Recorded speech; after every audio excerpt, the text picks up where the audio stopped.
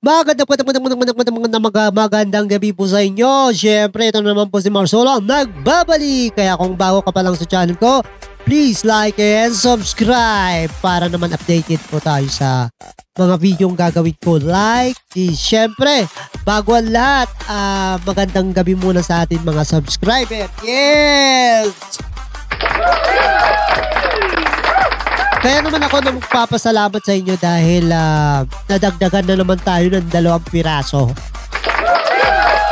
Okay, maraming po salamat sa mga bago kong subscriber. Pagkapat hindi pa po tayo na-monetize is malaot madali. Ipupunta rin tayo doon. So, bago ang lahat, meron tayong pag-uusapan, no? Alam naman natin na tapos na ang politika, tapos na ang botohan. Kailangan mag-settle down na sa mga natalo. Tanggapin nyo na po. Tanggapin nyo na po ang inyong pagkatalo dahil may desisyon na po ang COMELEC at naiproklamo na po yung ang mga nakaupo sa posisyon na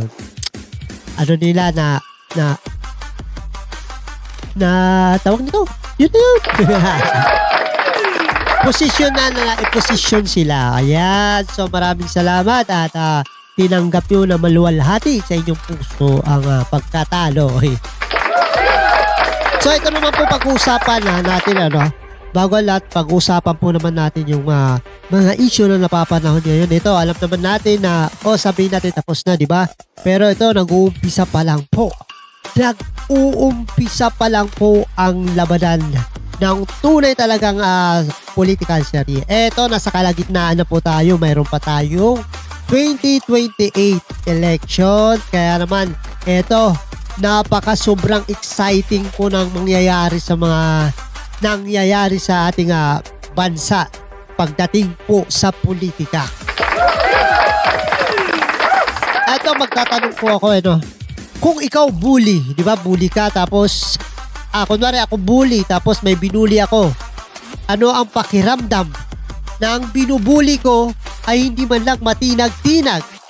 At syempre, hindi matinag-tinag tapos bagkus lumalaban pa ito kaya naman itong si bully, ang ginagawa nito is makipagkaibigan or gagawa ng paraan kung papaano niya ma-take down ang kanyang binubuli pero wala siyang paraan.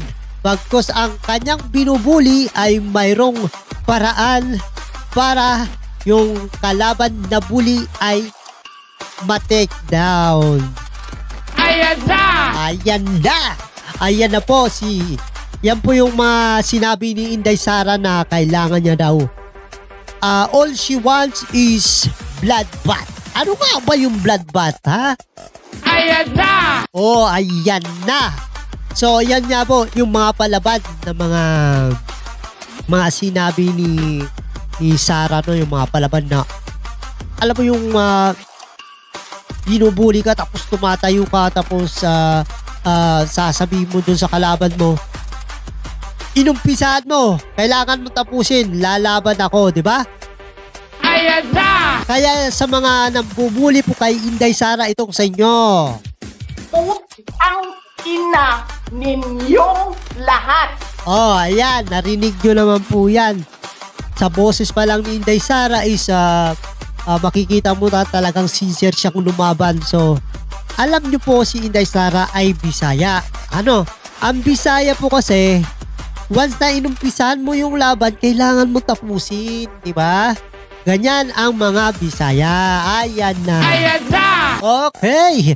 So, eto naman po si BBM, alam niyang si Inday Sara na hindi talaga matitik down na easily, hindi siya matitik down ng talagang yung mapapayuko or matatakot. Ang gusto kasing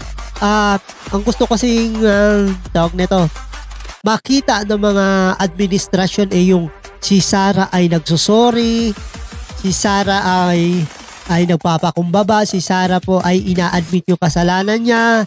Yun ang gusto makita ng administrasyon. Kaya naman po, ayaw nilang tigilan po si Inday Sara. Kailangan po nila dahil kailangan nila maputol ang pamamayagpag ng mga Duterte dahil kailangan po nilang gawin yon dahil alam naman natin na sa 2028 si Inday Sara po ang mabigat at kasuklam ha? Ayan na! Kasuklam na kalaban pagka-presidente. Dahil pag sinabi po ni Sara na tatakbo siya bilang presidente sa 2028, ayan, magkakandarapa na naman po sila. Ayan na! Alam nyo, sa mga ginagawang paraan ni Inday Sara, parang naiibigan na po natin siya, no? At saka yung, alam mo yung pusong palaban, kaya mapapaisip ka na lang.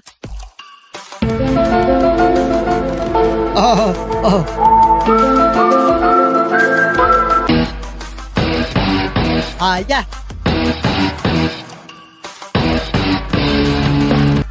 Mapapaisip ka na lang kung ano, bakit nga ba parang hindi natin matinag-tinag itong kalaban natin.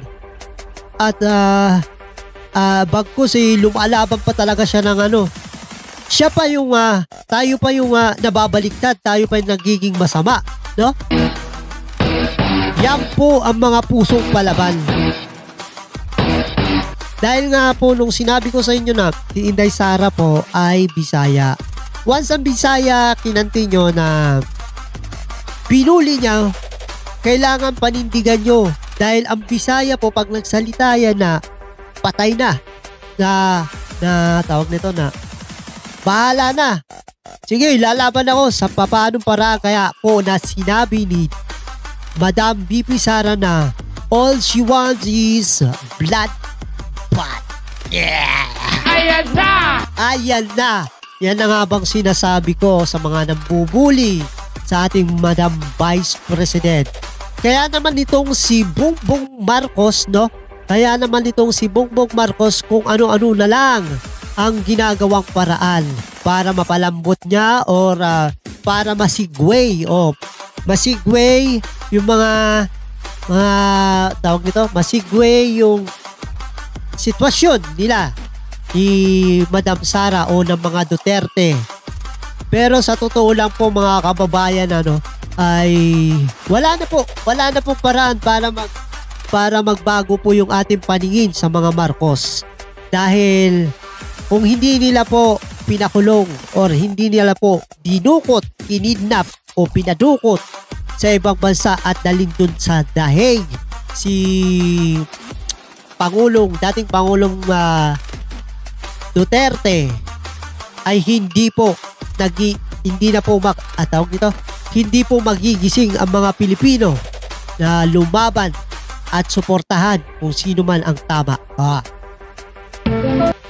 Kaya naman, etong administrasyon ay nag-iisip.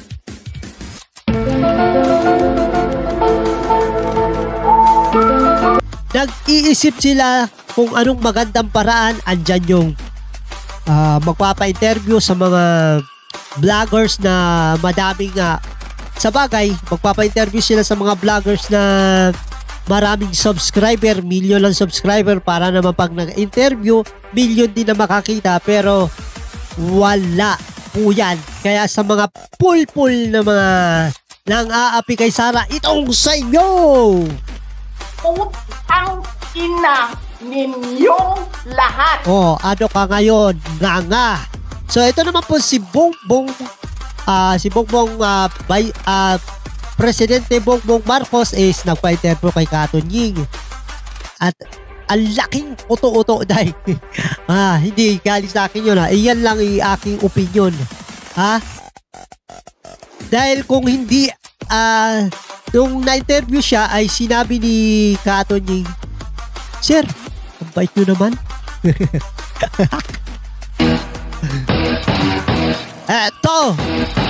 Eto na talaga tunay na laban. Kaya mga administrasyon, kung ano-anong paraan ang ginagawa para masigway nga po yung sitwasyon ng awayang politikal dito sa Pilipinas, Marcos at Duterte. So, etong si Marcos, pa-interview kaliwat kanan, gawa ng paraan sa pamamagitan ng kanyang mga aso. Ayan na! Ayan na, kung ano-ano na lang sinasabi ng kanyang aso. Kesyo, napaka-violente naman ni Sarah. Hindi po ganyan ang lingkod ng bayan. Hindi po ganyan yung dapat ang pinapakita sa mga taong bayan. Ayan na! Sa totoo lang po, Madam Claire Castro, yan po ang gusto naming makita. Ang katapangan, palaban, mabagsik na inapi nyo. Kaya mag-isip kayo.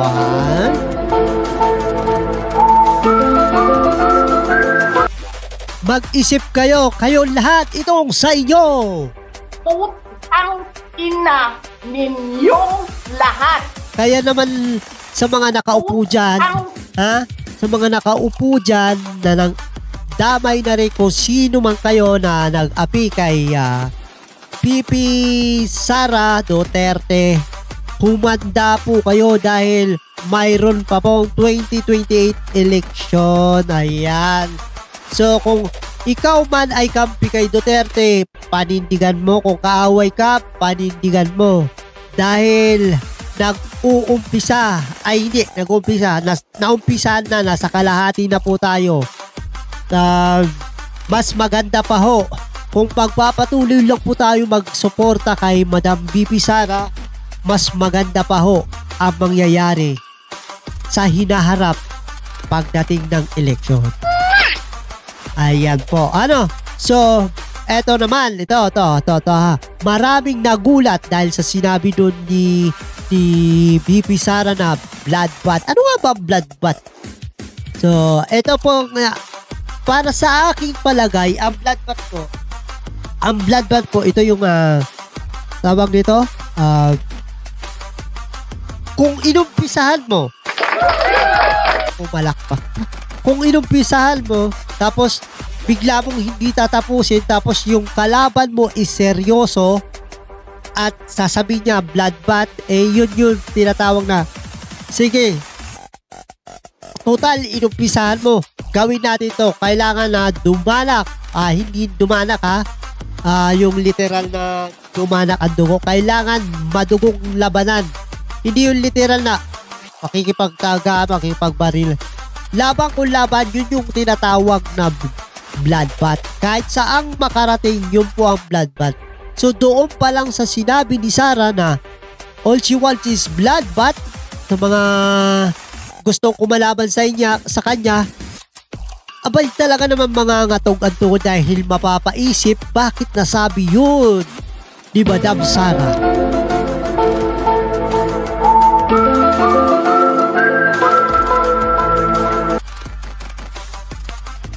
Kaya naman itong si Madam Sara ay alam mo, hindi magsasalita si Madam Sara ng mga ganung bagay kung wala siyang pampukol.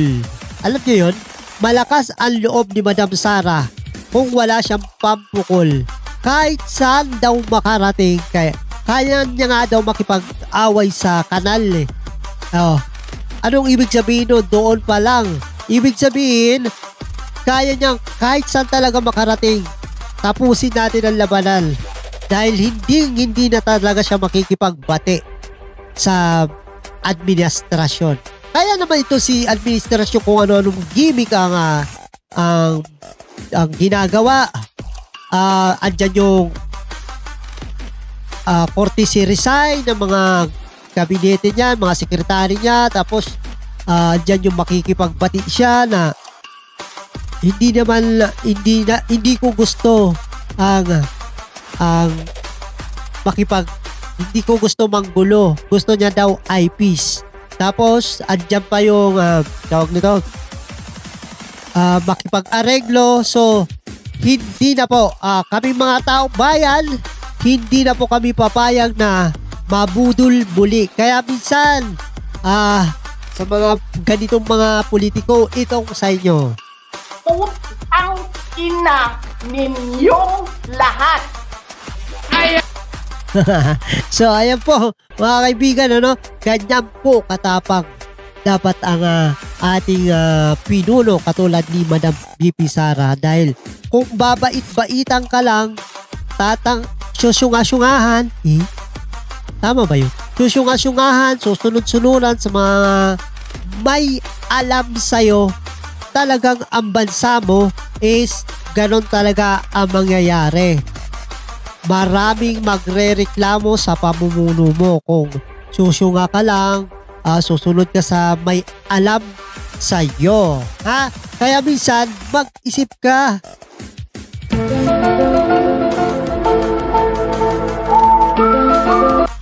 Kaya minsan, dapat mag-isip ka rin. Pero alam naman natin na sabi nga ng mga Duterte, Bongbong Marcos is a weak. So, di minsan, wag nyo akong husgan ha, hindi ko pa ho nakita na talagang nanindigan po yan. Siya po ay dumidepende lamang sa kung sinong may alam po sa kanya. Ha?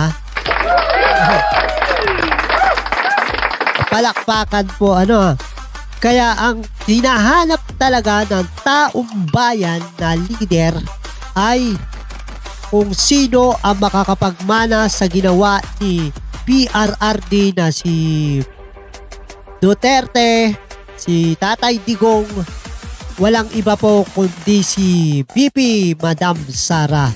Siya lamang po ang nakikita nating gagawa at gagawa ng katulad ng ginawa ng kanyang ama. Yung pamumunong takot ang lahat, yung pamumunong sibak ang lahat, yung pamumunong tuwid ang lahat, yung pamumunong matino ang lahat, yun po ang kailangan na leader ng ating bansa.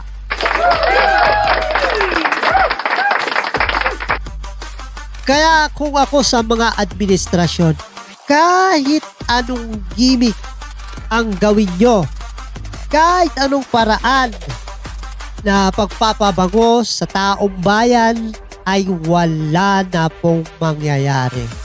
Ha?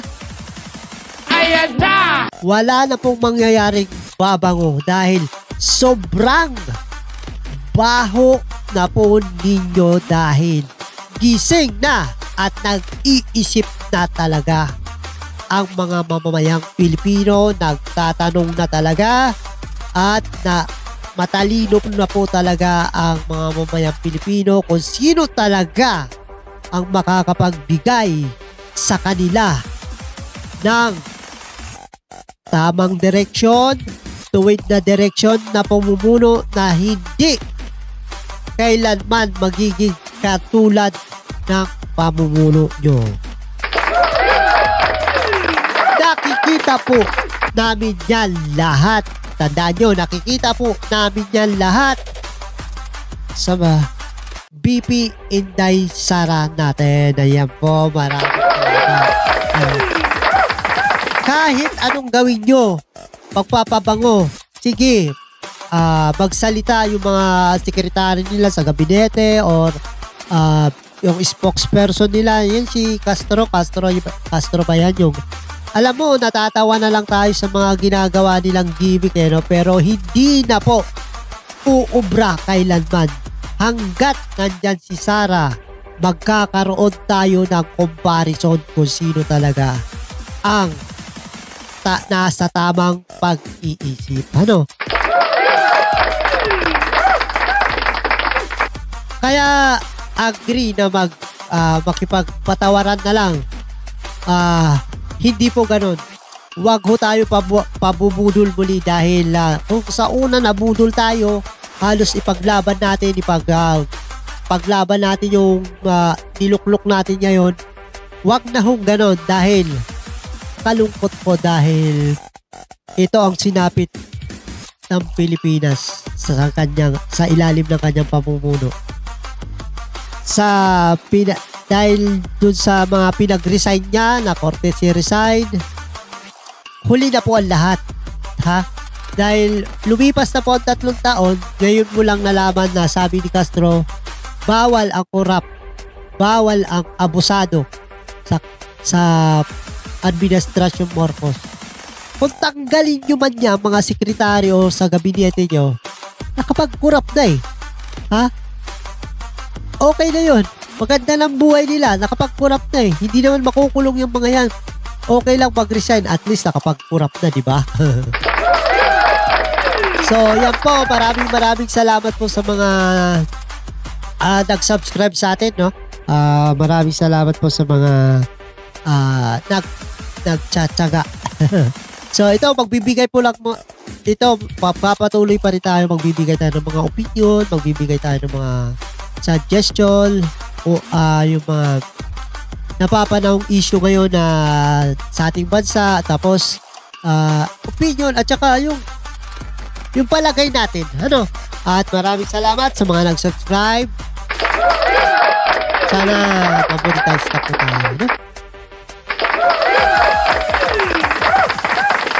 Kaya ito naman po si Marsolo at ang bibigay sa inyo ng magandang gabi. Babus!